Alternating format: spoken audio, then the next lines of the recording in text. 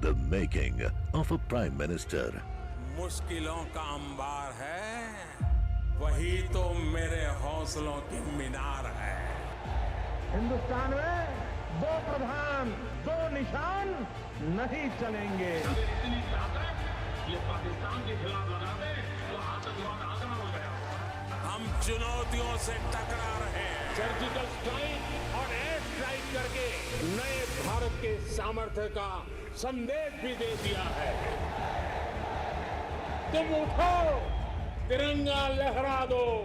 जननायक नरेंद्र मोदी के 20 वर्ष पुराने भाषणों पर आधारित एक बेहद लोकप्रिय कार्यक्रम। क्या कहते हैं नरेंद्र मोदी?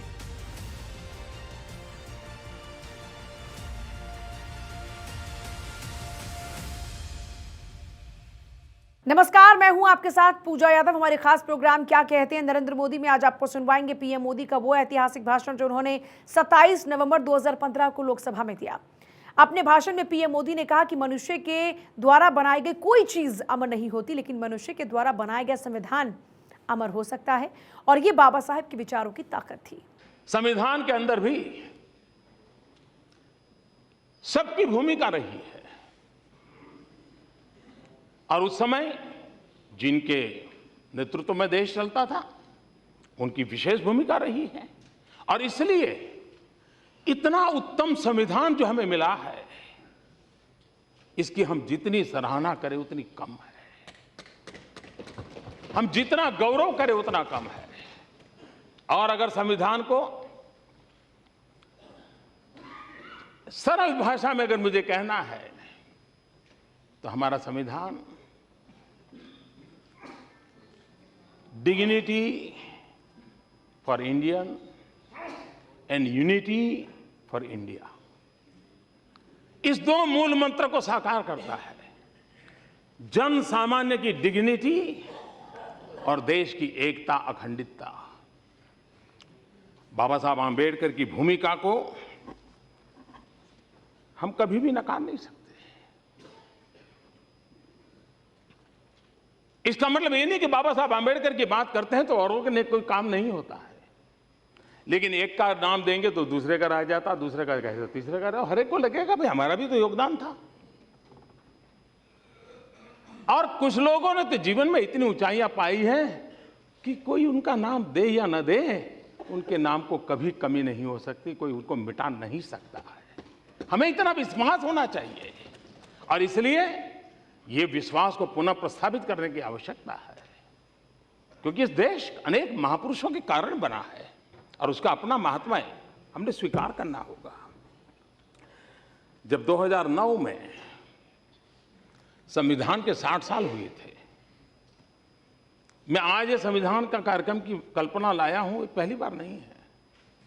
मैं एक राज्य में मुख्यमंत्री था, और 2009 में जब संविधान के 60 साल हुए तो हमने राज्य सरकार की तरफ से हाथी के ऊपर बैठने की पूरी व्यवस्था बना करके उसमें संविधान को सुशोभित करके रखा था, और उसका यात्रा निकाली थी, और मुख्यमंत्री स्वयं हाथी के आगे आगे पैदल चलता था, संविधान के महात्मा को लोगों को प्रशिक्षित करने के लिए। संविधान के 60 साल को हमने उस प्रकार से गुजरात की धरती पर मनाया था क्योंकि मैं उस समय मुख्यमंत्री था, और इसलिए संविधान के मूल्य को हम स्वीकार करते हैं। हमारा संविधान, कभी हम आज सोचे इसी सदन को, हम इतने बड़े लोग हैं, जनप्रतिनिधि बनकर के आए हैं, अगर हमें एक काम दिया जाए कि जो मूल संविधान की प्रत है उसकी धाराएं नहीं है, उसमें जो ड्राइंग है, पेंटिंग्स है, उसको सिलेक्ट करने का सिर्फ काम दिया जाए। आज की हमारी चुनावी दल भक्ति, ये चुनावी दल भक्ति इतनी तीव्र हो चुकी है, मैं नहीं मानता हूं कि संविधान छोड़िए, उसके अंदर जो चित्र है उसको भी सहमति से हम स्वीकार कर पाएंगे। हर चित्र के खिलाफ ऑब्जेक्शन आएगा, चित्र के कलर के खिलाफ ऑब्जेक्शन आएगा। इस मनस्थिति में हम पहुंचे हैं, तब हमें अंदाज आता है कि उन महापुरुषों ने कितना बड़ा काम किया होगा ये संविधान 3 साल के भीतर भीतर बना दिया। और बहुतेक देशों का संविधान बनाना शायद उतना मुश्किल नहीं होगा। भारत जैसे देश का संविधान बनाना बहुत बड़ा काम है, बहुत बड़ा काम है। जिस देश में विश्व के सभी जो जीवित 12 धर्म हैं, वो 12 धर्म यहाँ श्रद्धापूर्वक मनाए जाते हो। जिस देश में अलग अलग मूलों से निकली हुई 122 भाषाएं हो, जिस देश में 1600 से ज्यादा बोलियां हो, हर एक की अलग प्रायोरिटी हो, यहां ईश्वर में विश्वास करने वाले भी हो और ईश्वर को नकारने वाले भी लोग हो, यहां प्रकृति को भी पूजा करने वाले हो और पत्थर में परमात्मा के देखने वाले भी लोग हो, ऐसी विविधताओं से भरा वहां के लोगों के एस्पिरेशंस क्या होंगे, उनकी आकांक्षाएं क्या होगी, उसको एक बैठ करके सोच करके बनाना। आज भी हम एक आध कानून बनाते हैं तो दूसरे ही सत्र में उसी कानून में एक शब्द रह गया, ठीक करने के लिए वापस लाना पड़ता है। हम ही सदन का हमारा अनुभव है, हम भी एक परफेक्ट कानून नहीं बना पा रहे, ये हकीकत है। उसमें हमारी कमियां रहती हैं और दूसरे सत्र में आना पड़ता है और कहना पड़ता है एक शब्द गलती हो गई थी, ठीक करना पड़ेगा। संविधान निर्माताओं ने क्या क्या तपस्या की होगी, वो कौन सी उनकी मन की अवस्था होगी कि जो चीजें निकल के आई वो आज भी हमारे लिए मार्गदर्शक है। और इसलिए ये गौरवगान हमारी आने वाली पीढ़ियों तक पहुंचाना, उनको इससे परिचित करवाना, इन चीजों को उनको जानने के लिए कहना, ये हमारे देश के लोकतंत्र को मजबूत करने के लिए आवश्यक है। सदन के अंदर ही संविधान सीमित हो जाए या सरकार को चलाने का एक डॉक्यूमेंट बन जाए तो मैं समझता हूं लोकतंत्र की जड़ों को जो सिंचित करने का हमारा प्रयास है उसमें कमी रहेगी। और इसलिए भारत के लोकतंत्र को मजबूत बनाने के लिए संविधान की भावना और संविधान के सामर्थ्य को जन जन तक परिचित करवाना ये हमारा दायित्व बनता है। और मैं मानता हूं जिन जिन महापुरुषों ने योगदान किया है उन सबका उल्लेख करते हुए हमने इस बात को करना होगा। जब हमारा संविधान निर्माण हुआ तब संविधान सभा के प्रोविजनल चेयरमैन श्रीमान सच्चिदानंद सिन्हा जी ने एक बात कही थी, उसका मैं उल्लेख करना चाहता हूं।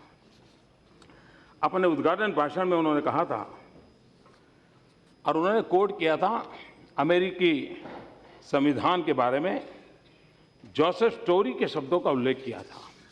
उन्होंने कहा था कि जोसेफ स्टोरी ने कहा था, उनका कोट है, the constitution has been reared for immortality.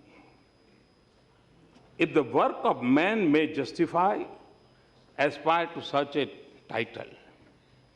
संविधान अमर रहने के लिए बनाया गया है। मनुष्य के द्वारा कभी कोई चीज अमर हो नहीं सकती, लेकिन संविधान अमर हो सकता है। ये बात है, मनुष्य कभी ये नहीं कर सकता है, लेकिन किया था। बाबा साहब आंबेडकर की विशेषता की ओर हम नजर करें। दीर्घदृष्टा और महापुरुष कैसे होते हैं, इसका उदाहरण है कि अगर किसी को इस सरकार पर प्रहार करना है तो भी कोटेशन बाबा साहब का काम आता है। किसी को अपने बचाव के लिए उपयोग करना है तो भी कोटेशन बाबा साहब का काम आता है। किसी को अपनी न्यूट्रल बात बतानी है तो भी कोटेशन बाबा साहब का काम आता है। इसका मतलब उस महापुरुष में कितनी दीर्घदृष्टि थी, कितना विजन था, कितने व्यापक फलक पर उन्होंने अपने विचारों को व्यक्त किया था कि जो आज भी विरोध करने के लिए भी वो मार्गदर्शक हैं, शासन चलाने वाले के लिए भी मार्गदर्शक है, न्यूट्रल मुख रक्षक बैठे हुए लोगों के लिए तोड़ने के लिए भी मार्गदर्शक है। ये अपने आप में एक बड़ा अजूबा है। वरना विचार तो कई होते हैं, हर विचार एक ही खेमे के काम आते हैं, सब खेमों के काम नहीं आते। एक ही कालखंड के लिए काम आते हैं, सब कालखंड के लिए काम नहीं आते हैं। बाबा साहब की विशेषता रही है कि उनके विचार हर कालखंड के लिए, हर पीढ़ी के लिए, हर तबके के लिए उपकारक हो रहे हैं। मतलब उन विचारों में एक ताकत थी, एक तपस्या का अर्क था जो राष्ट्र को समर्पित था, और 100 साल के बाद का भी देश कैसा हो सकता है ये देखने का सामर्थ्य था। तब जाकर के इस प्रकार की बात निकल पाती है, और इसलिए सहज रूप से महापुरुष को नमन करने का मन होना बहुत स्वाभाविक है। बाबा साहब को जब मैं सोचता हूं, इस संविधान के संबंध में कभी कभी हम लोगों को लगता है कि एक ऐसा डॉक्यूमेंट है जिसमें धाराएं हैं, जिन धाराओं से हमें क्या करना क्या नहीं करना उसका रास्ता खोजता है। सरकार कैसे चलानी, कैसे नियम रहे, संसद कैसे चलानी, क्या करना इसका है। लेकिन ग्रेनविले ऑस्टीन उसने भारत के संविधान का वर्णन करते हुए कहा, और बड़ा मैं समझता हूं इंटरेस्टिंग है, उन्होंने कहा ये एक सामाजिक दस्तावेज है, वरना तो संविधान यानी एक कानूनी दस्तावेज हो सकता है। अगर संविधान बनाने में बाबा साहब आंबेडकर न होते, मुझे क्षमा करें मैं किसी की आलोचना नहीं कर रहा हूं, तो शायद हमारा संविधान देश चलाने के लिए, शासन चलाने के लिए उत्तम हो सकता था। लेकिन वो संविधान सामाजिक दस्तावेज बनने से शायद चूक जाता।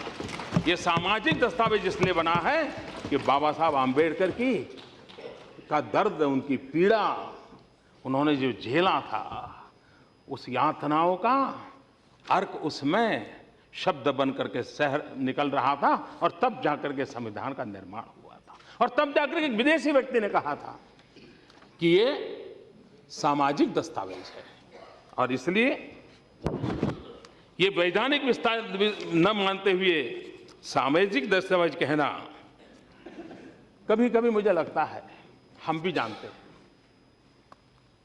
हम सब मनुष्य हैं, कमियां हम सब में है, और एक आध गलत चीज हो जाए तो लंबे अरसे तक दिमाग में से जाती नहीं है। किसी ने एक शब्द बोल दिया हो तो चुपता रहता है, सब सामने मिलता है तो वो नहीं दिखता है, वो शब्द याद आता है। ये हम लोगों का स्वभाव है। आप कल्पना कर सकते हैं जी,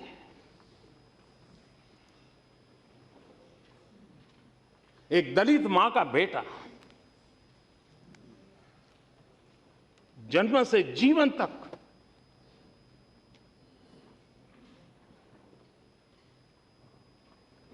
सिर्फ यातनाएं झेली, अपमानित होता रहा, उपेक्षित होता रहा, डगर डगर उनको सहना पड़ा। उसी व्यक्ति के हाथ में जब देश के भविष्य का दस्तावेज बनाने का अवसर आया, तो ये पूरी संभावना होती वो हम जैसा अगर मनुष्य होता तो, कि वो कटुता, वो जहर कहीं न कहीं प्रकट होता, बदले की कहीं आग निकल आती, कहीं भाव निकल आता। लेकिन ये बाबा साहब आंबेडकर की ऊंचाई थी कि जीवन भर झेला, लेकिन संविधान में कहीं पर वो बदले का भाव नहीं। The making of a prime minister. मुश्किलों का अंबार है, वही तो मेरे हौसलों की मीनार है। हिंदुस्तान में दो प्रधान, दो निशान नहीं चलेंगे।